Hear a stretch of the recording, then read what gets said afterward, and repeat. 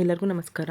ನಾನು ಹಿಂದಿನ ವಿಡಿಯೋದಲ್ಲಿ ಮಿಲೆಟ್ಸ್ ಪೌಡರ್ ಅಂದರೆ ಸಿರಿಧಾನ್ಯದ ಪುಡಿ ಹೇಗೆ ಮಾಡೋದು ಅಂತ ತೋರಿಸಿದ್ದೆ.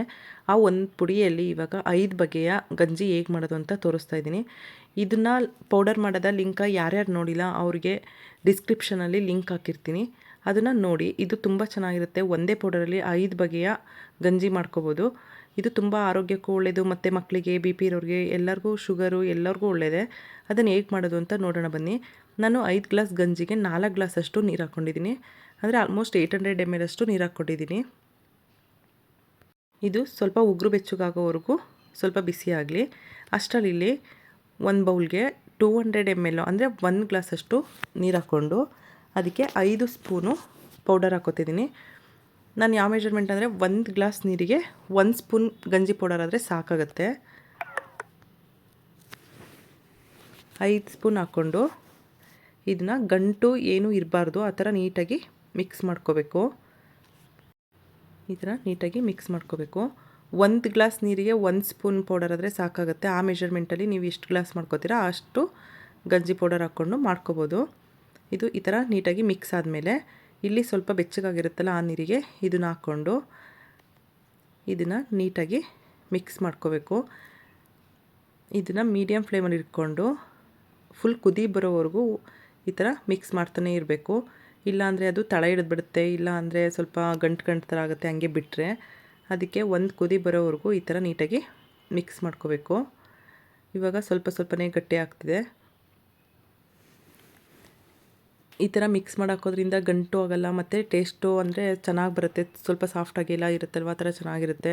ನಾವೇನಾದರೂ ಸ್ವಲ್ಪ ಬಿಸಿ ನೀರಿಗೆ ಹಾಕ್ಕೊಂಡು ಗ್ಯಾಸ್ ಮೇಲೇ ಮಿಕ್ಸ್ ಮಾಡ್ತೀನಿ ಅಂತ ಹೋದರೆ ಅದು ಗಂಟಾಗುತ್ತೆ ಮತ್ತು ಟೇಸ್ಟು ಅಷ್ಟು ಚೆನ್ನಾಗಿ ಬರಲ್ಲ. ಈ ಥರ ಕುದಿ ಬರೋವರೆಗೂ ಮಿಕ್ಸ್ ಮಾಡಿಕೊಂಡು ಈ ಥರ ಕುದಿ ಬಂದಮೇಲೆ ಇದನ್ನು ಮೀಡಿಯಮ್ ಫ್ಲೇಮಲ್ಲಿ ಇಟ್ಕೊಂಡು ನಾನು ಈ ಥರ ಮಿಕ್ಸ್ ಮಾಡ್ಕೊಂಡು ತಿರುತ್ತೀನಿ ಅನ್ನೋದಾದರೆ ಒಂದು 3 ನಿಮಿಷ ಬೇಯಿಸ್ಕೋಬೇಕು. ಇಲ್ಲಾಂದರೆ ಲೋ ಫ್ಲೇಮಲ್ಲಿ ಇಟ್ಬಿಟ್ಟು ಒಂದು 4 ನಿಮಿಷ ಬೇಯಿಸ್ಕೊಂಡ್ರೆ ಸಾಕು. ಈ ಥರ ಕುದಿ ಬಂದಮೇಲೆ ಕಂಟಿನ್ಯೂಸ್ಲಿ ತಿರುತ್ತಾನೆ ಇರಬೇಕು ಅಂತ ಏನಿಲ್ಲ. ಲೋ ಫ್ಲೇಮಲ್ಲಿ ಇಟ್ಕೊಂಡು 4 ನಿಮಿಷ ಬೇಯಿಸ್ಕೊಂಡ್ರೆ ಆಗುತ್ತೆ. ಇವಾಗ ಇದು ಈ ಹದಕ್ಕೆ ಬಂದಿದೆ. ಈ ಥರ ಇಷ್ಟು ಗಟ್ಟಿ ಆದರೆ ಸಾಕು ಗಂಜಿ. ಫುಲ್ ಜಾಸ್ತಿ ಗಟ್ಟಿ ಆದ್ರೂ ಚೆನ್ನಾಗಿರಲ್ಲ.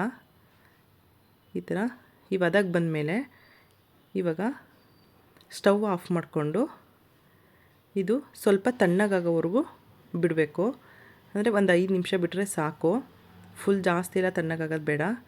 ಇವಾಗ ತಣ್ಣಗಾದ್ಮೇಲೆ ಇಲ್ಲಿ ಒಂದು ಲೋಟಕ್ಕೆ ನಾನು ಒಂದು ಲೋಟಕ್ಕೆ ಅಂದರೆ ಮೊಸರು ಹಾಕೋತೀನಲ್ವ ಆ ಲೋಟಕ್ಕೆ ಸ್ವಲ್ಪ ತಣ್ಣಗಾಗಲಿ ಅಂತ ಎತ್ತಿಟ್ಟಿದ್ದೆ. ಅದನ್ನು ಇವಾಗ ಹಾಕ್ಕೊಂಡು ಒಂದು ಲೋಟಕ್ಕೆ ಇನ್ನು ಉಳಿದಿರೋ ಗಂಜಿ ಎಲ್ಲ ಸ್ವಲ್ಪ ಬಿಸಿ ಇದ್ದಾಗಲೇ ಈ ಥರ ಒಂದೊಂದೇ ಗ್ಲಾಸ್ಗೆ ಹಾಕೋಬೋದು. ಮೊಸರು ಮಿಕ್ಸ್ ಮಾಡ್ತೀವಲ್ವ ಅದಕ್ಕೆ ಮಾತ್ರ ಫುಲ್ ತಣ್ಣಗಾದ್ರೇ ಚೆನ್ನಾಗಿರುತ್ತೆ. ಹಾಲು ಬೆಲ್ಲದ ಪೌಡರ್ ಎಲ್ಲ ಹಾಕೋದಕ್ಕೆ ಸ್ವಲ್ಪ ಬಿಸಿ ಇದ್ರೂ ನಡೆಯುತ್ತೆ. ಈ ಥರ ನೀಟಾಗಿ ಎಲ್ಲನೂ ಹಾಕ್ಕೊಂಡು ಈಗ ಒಂದೊಂದಕ್ಕೆ ಮಿಕ್ಸ್ ಮಾಡ್ಕೊಳ್ಳೋಣ. ಇವಾಗ ತಣ್ಣಗೆ ಮಾಡ್ಕೊಂಡಿದ್ನಲ್ಲ ಗಂಜಿ ಅದಕ್ಕೆ ಮೊಸರು ಹಾಕ್ಕೊಂಡು ಇದನ್ನು ನೀಟಾಗಿ ಮಿಕ್ಸ್ ಮಾಡ್ಕೋಬೇಕು. ನಾನು ಇದಕ್ಕೆ ಉಪ್ಪು ಏನೂ ಹಾಕಿಲ್ಲ. ನಿಮಗೆ ಉಪ್ಪು ಬೇಕು ಅಂದರೆ ಸ್ವಲ್ಪ ಹಾಕ್ಕೋಬೋದು. ಇದು ಬಿ ಪಿ ಇರೋರಿಗೆ ಶುಗರ್ ಇರೋರಿಗೆಲ್ಲ ಕುಡಿಬೋದು ಈ ಥರ ಮಾಡಿಕೊಂಡು. ಇವಾಗ ಒಂದೇ ಥರ ಗಂಜಿಯಲ್ಲಿ ಈ ಥರ 4 ಥರ 5 ಥರ ಮಾಡಿಕೊಂಡ್ರೆ ಮನೇಲಿ ಯಾರಿಗೆ ಬೇಕು ಆ ಥರ ಮಾಡ್ಕೋಬೋದು. ಯಾರ್ಯಾರಿಗೆ ಇಷ್ಟ ಆಗುತ್ತೆ ಆ ಥರ ಮಾಡ್ಕೋಬೋದು. ಇವಾಗ ಇನ್ನೊಂದು ಗ್ಲಾಸ್ಗೆ ಸ್ವಲ್ಪ ಉಪ್ಪು ಹಾಲು ಮತ್ತು ಗಂಜಿ ಹಾಕ್ಕೊಂಡು ಅದನ್ನು ಮಿಕ್ಸ್ ಮಾಡ್ಕೋಬೇಕು. ನಾನು ಇಲ್ಲಿ ಒಂದು ಗ್ಲಾಸಿಗೆ ಬರೀ ಉಪ್ಪು ಹಾಕ್ಕೊಂಡು ಮಿಕ್ಸ್ ಮಾಡೋದ್ರಿಂದ ಅದಕ್ಕೂ ಫಸ್ಟೇ ಉಪ್ಪು ಹಾಕ್ಕೊಂಡಿದ್ದೀನಿ. ಇವಾಗ ಇದನ್ನ ನೀಟಾಗಿ ಮಿಕ್ಸ್ ಮಾಡ್ಕೋಬೇಕು.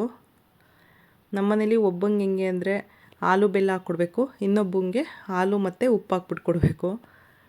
ಇವಾಗ ಉಪ್ಪು ಹಾಕ್ಕೊಂಡಿದ್ನಲ್ವ ಅದನ್ನು ಈ ಥರ ನೀಟಾಗಿ ಮಿಕ್ಸ್ ಮಾಡಿಕೊಂಡು ಇವಾಗ ಇನ್ನೊಂದು ಗ್ಲಾಸ್ಗೆ 1 ಸ್ಪೂನಷ್ಟು ಬೆಲ್ಲದ ಪೌಡರ್ ಹಾಕ್ಕೊತಿದ್ದೀನಿ. ಇದು ಅಷ್ಟೇ, ಯಾರ್ಯಾರಿಗೆ ಮೊಸರು ಹಾಲು ಉಪ್ಪು ಹಾಕಿರೋದು ಬೇಡ ಅನಿಸುತ್ತೆ ಅವರು ಈ ಥರ 1 ಸ್ಪೂನು ಬೆಲ್ಲದ ಪೌಡರ್ ಹಾಕ್ಕೊಂಡು ಯೂಸ್ ಮಾಡ್ಬೋದು.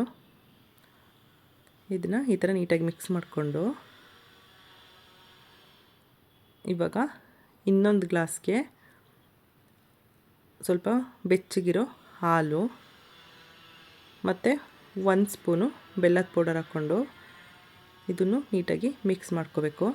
ನಿಮಗೆ ಹಾಲು ಇನ್ನೂ ಸ್ವಲ್ಪ ಬೇಕು ಅಂದರೆ ಇನ್ನೂ ಸ್ವಲ್ಪ ಆ್ಯಡ್ ಮಾಡ್ಕೋಬೋದು. ಹಾಲು ಮೊಸರು ಎಲ್ಲ. ಮೊಸರು ಅಷ್ಟೇ, ನಮಗೆ ಮೊಸರು ಬೇಡ ಅಂದರೆ ಸ್ವಲ್ಪ ಮಜ್ಜಿಗೆ ಮಾಡಿಕೊಂಡು ಅದಕ್ಕೆ ಹಾಕ್ಕೊಂಡ್ರು ಚೆನ್ನಾಗಿರುತ್ತೆ. ಈ ಥರ ಎಲ್ಲನೂ ಮಿಕ್ಸ್ ಮಾಡಿಕೊಂಡು ಬಿ ಪಿ ಇರೋರಿಗೆ, ಶುಗರ್ ಇರೋರಿಗೆ, ಮಕ್ಕಳಿಗೆಲ್ಲ ಕೊಡ್ಬೋದು. ನಿಮಗೂ ಈ ವಿಡಿಯೋ ಇಷ್ಟ ಆಯಿತು ಅಂದರೆ ಪ್ಲೀಸ್ ನಮ್ಮ ಚಾನಲ್ನ ಲೈಕ್ ಮಾಡಿ, ಸಬ್ಸ್ಕ್ರೈಬ್ ಮಾಡಿ.